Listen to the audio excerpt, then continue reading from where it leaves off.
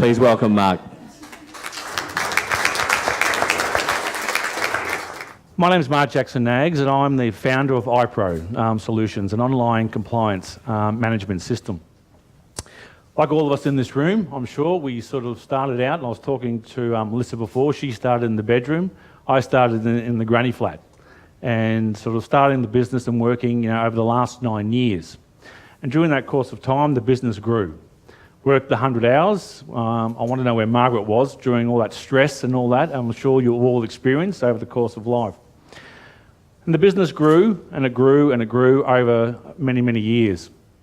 And again, I'll reflect on Melissa, which we talked about in that shower. From now on, I'm not having any more showers. Because after that shower, one morning I was in the shower and I thought, hey, we're growing, we've expanded in Australia. Let's go to the States. So I got off and I started, and we sent a couple of people over into the United States, into California. Going through that journey, and all of a sudden, the ugly gorilla in the room raised its head. And that is fundraising. We all get to a point of time where our business grows, and then we keep thinking, let's keep going, let's keep going. And we do, like all of us. We worked 100 hours. Last year, I had 5 calendar days off during that course of time. But then came that sort of function of, okay, we need to raise some funds, because when you go into a market like the US, and I could talk for 2 hours about going into the US market, but that's for another day.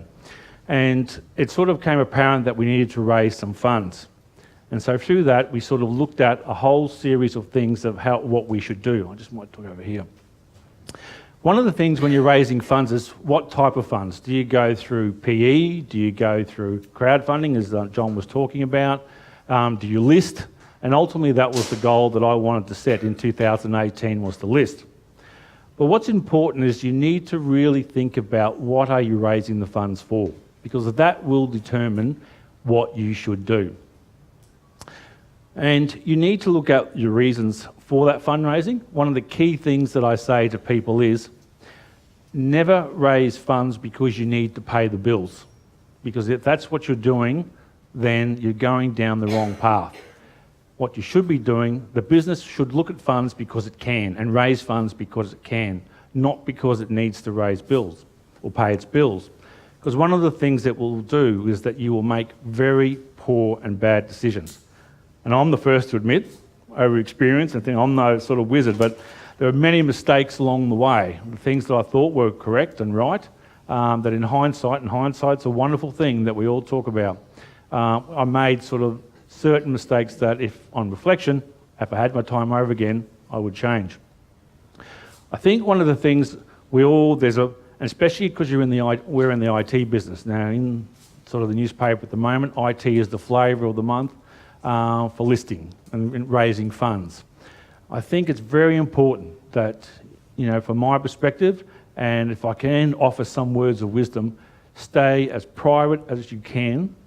Let the company stay private as long as possible, because some of the things I'll talk about, which then subsequently happen once you start getting into the PE route, will sort of make the hairs on the back of your head stand, or back of your neck stand up. So my advice is always stay private as long as possible. You talk about the merits of where do you go, and I've mortgaged the house in the beginning. I'm sure a lot of people have done that. You've got friends that you've said, let's come and invest. Sure as hell, I did that as well. But we were growing, and the need that we needed was substantial. Because when you go into a market like the US, you need something between $5 and $10 million to get into that particular market, if you're going to do it well, because it's a hard market.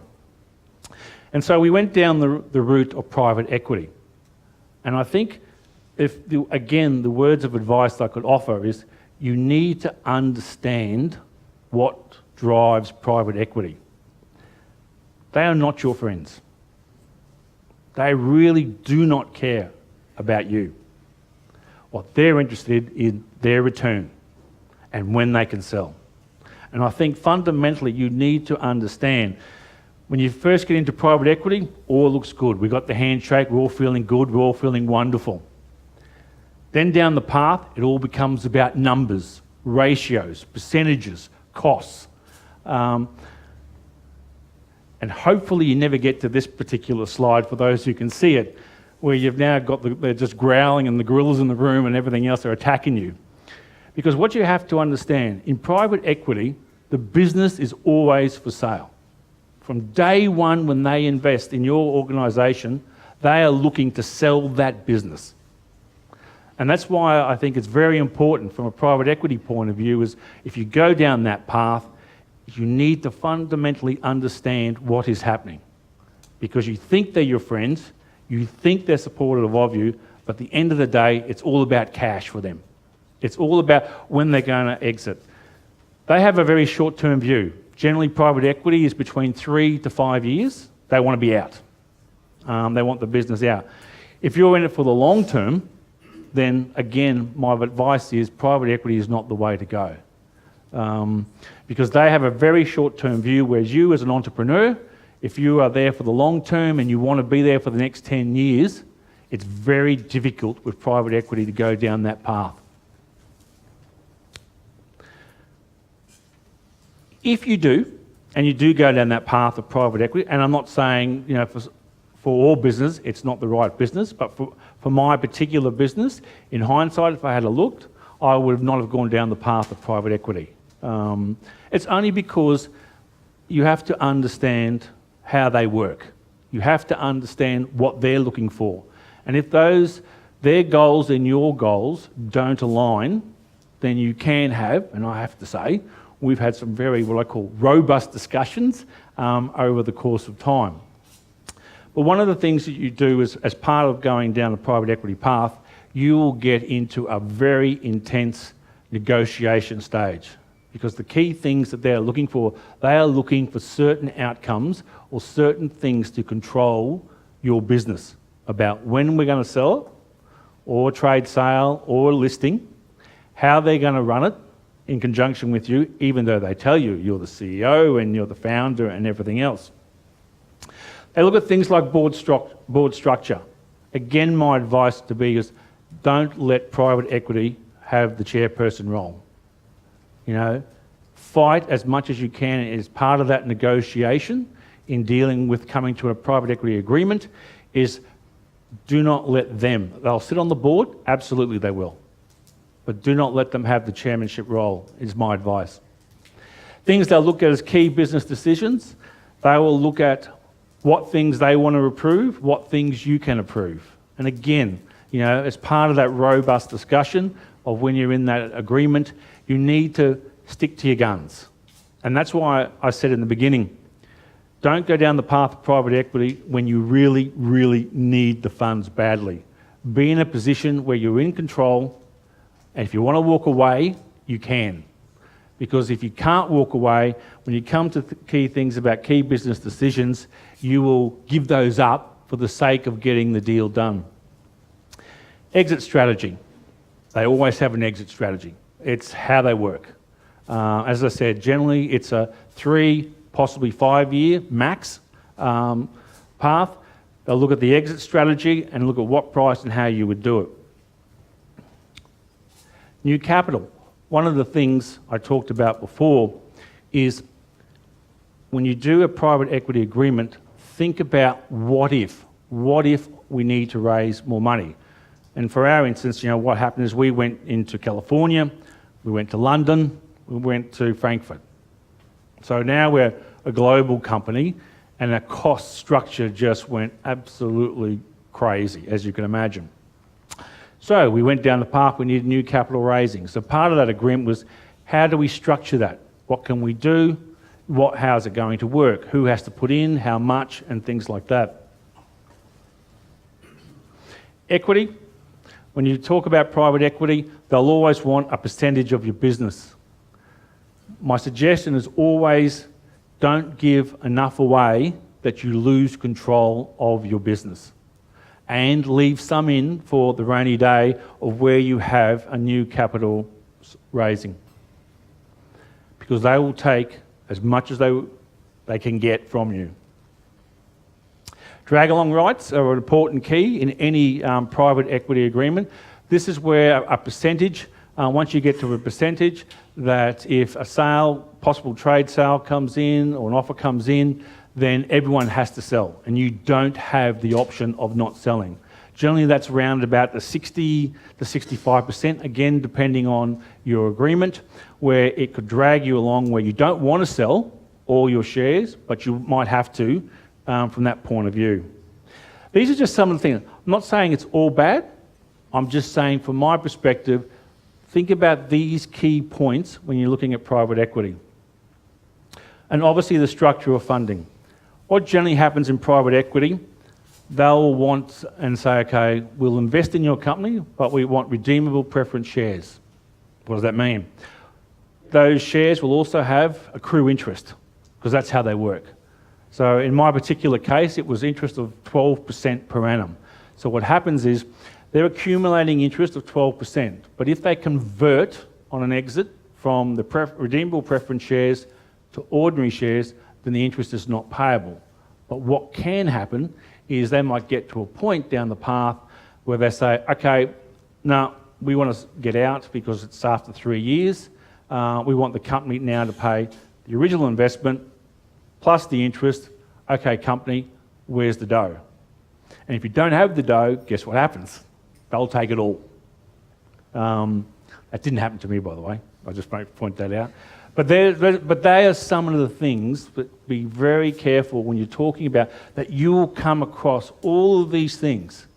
I remember when we were negotiating the final agreement, the lawyers, the accountants, we were at 2 o'clock in the morning looking over shareholders' agreement, which was 130 pages long, and there was changes and all that, and it was just the most stressful time. And as I said, I needed Margaret there to de-stress. It was very stressful from that point of view.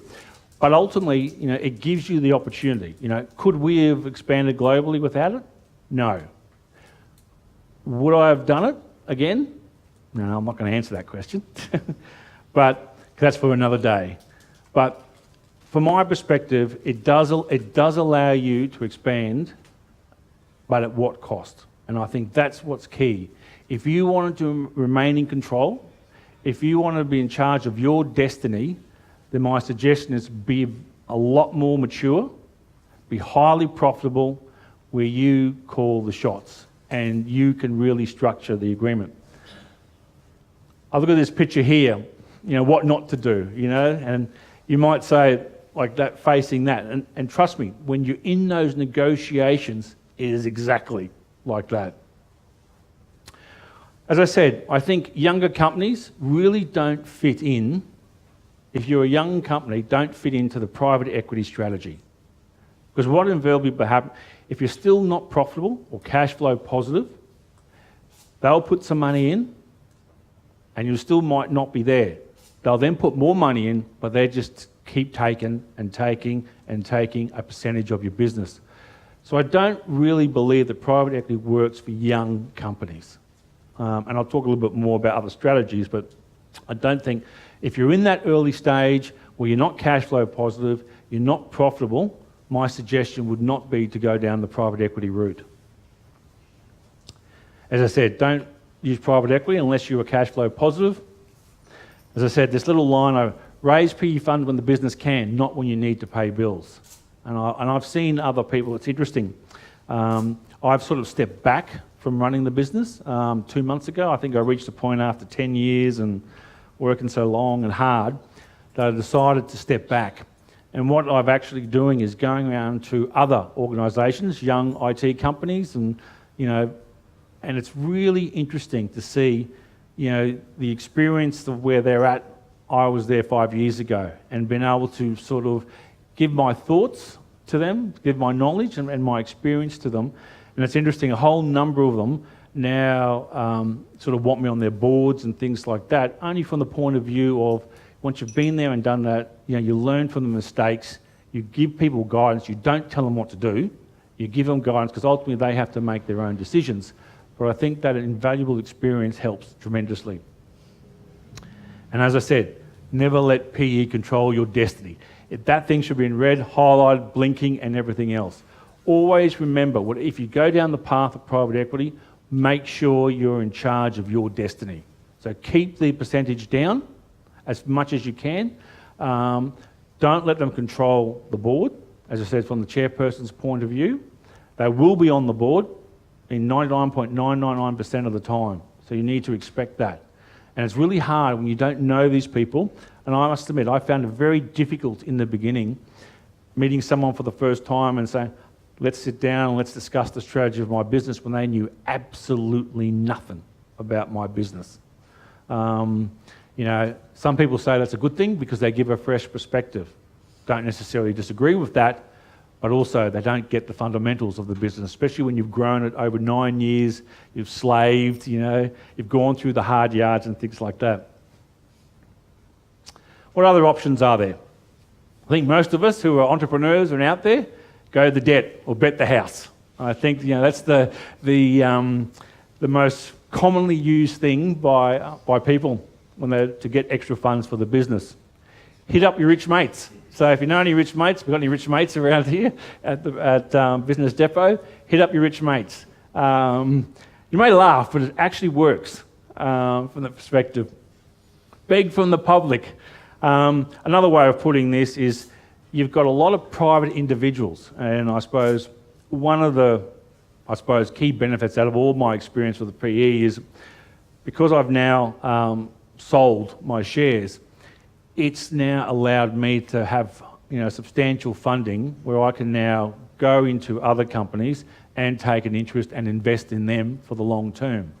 You know, and there are a lot of wealthy public individuals who, if you do approach and you've got a good game plan, good strategy going forward, and a believable strategy going forward and profitability, there are a number of people who will invest in your company. I won't go too much engineer reverse takeover. I'm starting to get really into the sell the company. I suppose part of what I did too was at the end was sell my shareholding or get into bed with your competitor. It's actually funny how a number of people think, what the hell would I want to do that? Or why would I want to do that? One of the key things I found when I was in London, there was a competitor, and you know, we sat down one night, and I don't drink, so he was drinking, I wasn't, so that was good because he just blurted out everything, and I'm just sitting there absorbing it all in. And we were talking about what they do, what I do, and I was a bit guarded because, you know, like you meet a competitor, you think, I'm not going to tell them too much and everything like that. But it was really interesting. I got so much out of that in having that discussion that London, or the UK, is now our biggest market, you know, and that was just over that sort of one night having a drink, or as I say, as my son would tell you, a Coke. So, would I do it again? Possibly. Would I do it differently? 100%. As I said, from my perspective, it did give us the opportunity to go global. It brings a lot of heartache. When you are the entrepreneur and you make all the decisions, and when someone comes into play and starts saying no, and you go, hang on a sec, let me know. They go, no. That is a real challenge. And I suppose that is one of the the hardest thing when you're an entrepreneur and getting up is to someone else saying no to you. Because like all of us who are entrepreneurs, you think you know everything. You think I'm doing it the right way. And that's, I suppose, the relationship of PE to where you are as an entrepreneur, they do clash. It does clash. Because as I said in the beginning, that short-term view that they have, they are not there to grow your business long-term. They are there to make the quickest buck and the quickest return that they can get. So I think that's the most important thing that I can leave you with today is, I'm not saying don't do it, but be wary, be careful, and do it when you don't have to have the money to pay bills. It is about growing your business. Thank you, John.